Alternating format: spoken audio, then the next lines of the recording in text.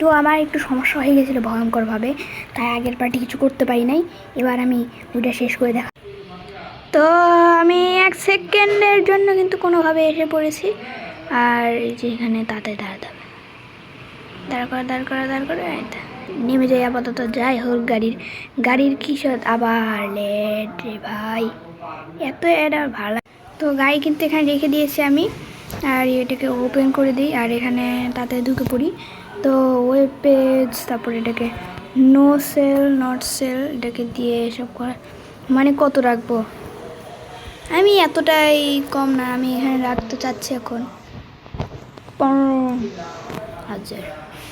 আমি ঠিক এটাই ভেবেছিলাম রাখবো। অনেকেই ভাবতে পারো যে এই গাড়িটা আমি একটু উল্টা বেশি করে ফেলেছি, কিন্তু ঠিকই আছে তো না, কার্ডটার দরকার নাই এখন, এরা সেল করে দিয়েছি না কি রে, নট সেল।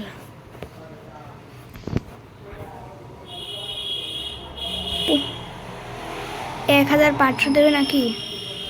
না, কিনেছি এত দামে, যদি এত কম দিয়ে হবে না, তাহলে অন্তত আমাকে 7,000 দিতেই হবে এটার দাম। পুট অন সেল দিয়ে দিই, অন সেল এটা আছে এখন, এটাকে এখন দেখতে হবে আমাকে আবার।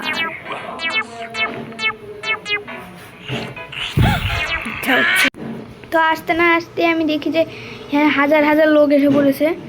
এটা 5,000 দাম, ইবেটা কোনটা দেবে, কত দেবে? 7,000 কিনে রাজি, খুব ভালো কাজ। এবারে কি দেবে দেখি তো। স্যার আপনি কত দেবেন? ইনিও 7,000 কিনতে রাজি।